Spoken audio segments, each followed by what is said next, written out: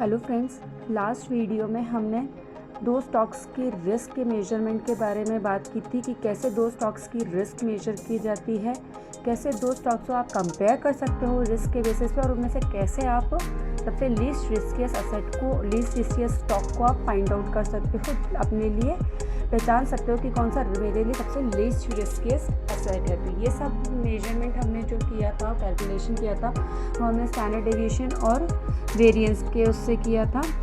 अभी अगर हमें इसी तरीके से पोर्टफोलियो का रिस्क फाइंड आउट करना है तो वो कैसे किया जाएगा।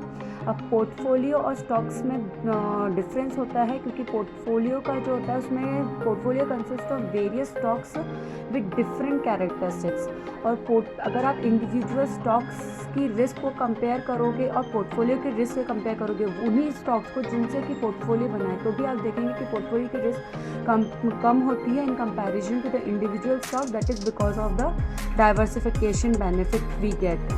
But how we can find out the risk of the portfolio? It is very essential to find out the risk of the portfolio as if we want to ascertain the risk capacity और risk limit of the investor। तो अगर हमें investor की risk capacity या risk limit के बारे में पता करना है तो हमें उस पोर्टफोलियो के रिस्क के बारे में जानकारी होना बहुत ज़रूरी है।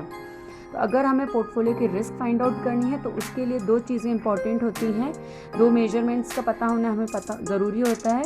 वो है कोवेरियंस और correlation of returns between two securities. तो अब ये क्या चीज़ होती है? कोवेरियंस की बात की जाए पहले, तो कोवेरियंस जो होता है वो ये मेजर करता है कि कैसे दो वेरिएबल्स जो होते हैं वो एक डायरेक्शन में मूव करते हैं, एक साथ मूव करते हैं। तो अगर आप पॉजिटिव कोवेरियंस की बात करेंगे तो पॉजिटिव कोवेरियंस का मतलब है कि दो स्टॉक्स जो हैं उनकी प्राइस, दोनों की प्राइस एक ही डायरेक्शन में मूव कर रही है। तो that is positive covariance that moves in the same direction. Now we can say to negative covariance. Negative covariance का मतलब होता है दोनों स्टॉक्स की प्राइसेस अपोजिट डायरेक्शन में मूव कर रही है। एंड ज़ीरो कोवेरियंस का मतलब हो गया कि दो स्टॉक्स की प्राइसेस के बीच में कोई रिलेशनशिप ही नहीं है। There is no linear relationship between the prices of the two stocks और असेट्स।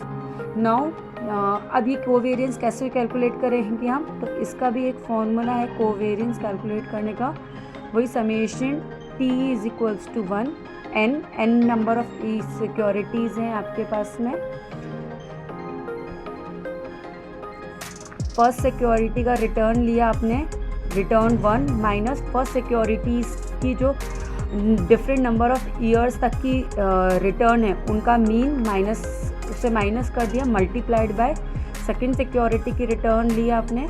सेकेंड सिक्योरिटी की जो नंबर ऑफ ईयर्स तक रिटर्न है उसके मीन से आप माइनस करेंगे डिवाइडेड बाय n-1। तो इस फॉर्मूले से हम कोवेरियंस निकाल लेंगे। अब नेक्स्ट अपन कोरिलेशन पे आगे बढ़ते हैं। तो कोरिलेशन का मतलब होता है कि दो वेरिएबल्स के बीच में क्या कोई रिलेशनशिप है, और है तो हाउ आर दे रिलेटेड, तो ये होता है कोरिलेशन। तो कोवेरियंस और कोरिलेशन काफ़ी कुछ सिमिलर साउंड करता है, बट दोनों में अलग चीज़ होता है। वो कोवेरियंस जो होगा वो आपको बताएगा कि किस एक्सटेंट तक they will move together, and correlation आपका ये बताएगा कि क्या कोई रिलेशनशिप है। जैसे कि अगर अपन ये बात करें, क्या अगर एक स्टॉक एक डायरेक्शन में मूव कर, अगर एक स्टॉक वन डायरेक्शन में मूव कर रहा है तो नेक्स्ट स्टॉक, सेकेंड स्टॉक भी होगा, वो डायरेक्शन में मूव करेगा, whether it be a same direction और अपोजिट डायरेक्शन, लेकिन ये जो मूवमेंट होगा वो इसकी वजह से हुआ है हमारा।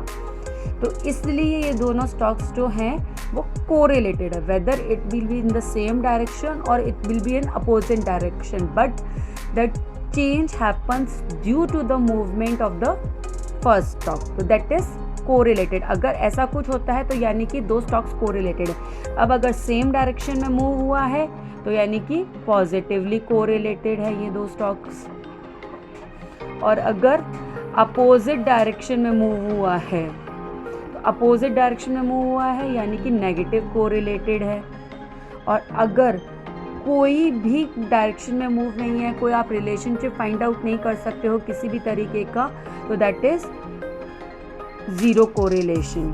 ज़ीरो कोरिलेशन, इस ज़ीरो कोरिलेशन में वही सेम नो रिलेशनशिप। अब कोरिलेशन फाइंड आउट करने का भी सिंपल सा फॉर्मूला है अपना,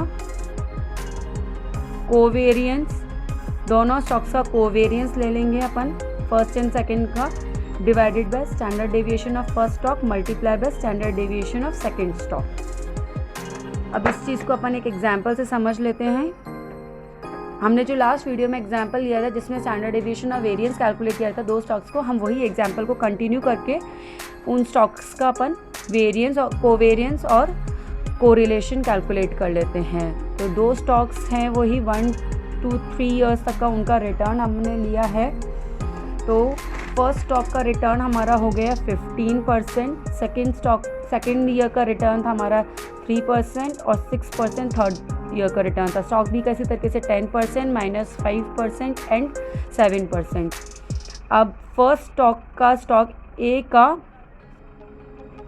मीन कैलकुलेट किया था हमने, उसमें 6%, स्टैंडर्ड डेविएशन कैलकुलेट किया था हमने 9, और इसी तरीके से स्टॉक बी का हमने मीन कैलकुलेट किया था 4% और स्टैंडर्ड डेविएशन कैलकुलेट किया था 7.94%। तो अब अगर इनका कोवेरियंस कैलकुलेट किया जाए तो उस फॉर्मूले में हम ये फिगर्स पुट कर देते हैं। तो हमारा फर्स्ट स्टॉक का रिटर्न है फर्स्ट ईयर का 15% minus mean return that is 6% multiply by second stock का रिटर्न, सेकेंड स्टॉक का mean return 4% plus second year का फर्स्ट स्टॉक का return -3% minus mean return multiply by second -5 minus इसका mean return 4% plus 6 third stock year का return -6 mean return multiply by second stock का third year का return minus उसका mean return divided by whole divided by 3 - 1। तो इसको जब हम solve करेंगे तो ये हमारा करीब 67.5 आएगा। तो यानी कि इन दोनों स्टॉक्स के बीच में कोवेरियंस 67.5 है। अब कोरिलेशन कैलकुलेट किया जाए इसी तरीके से, तो कोरिलेशन का फॉर्मूला था covariance between stock A and stock B divided by standard deviation of A stock and standard deviation of B stock. तो 67.5 डिवाइडेड बाय 9 मल्टीप्लाई बाय 7.94, तो दिस इज इक्वल्स टू 0.945। तो 0.945 ऑलमोस्ट इक्वल टू 1 है। तो इससे हम ये कह सकते हैं कि ये जो दो स्टॉक्स है ये हमारे पॉजिटिवली कोरिलेटेड है, यानी कि दोनों स्टॉक्स जो के प्राइसेस जो होंगी वो सेम डायरेक्शन में मूव करेगी। अब अपना कोरिलेशन और कोवेरियंस का कंसेप्ट क्लियर होने के बाद ही हम आगे पोर्टफोलियो के रिस्क पे बढ़ सकते हैं। तो वो हम सेकेंड वीडियो में कवर करेंगे जिसका पार्ट 2 आएगा। तो स्टे ट्यून्ड। Thank you.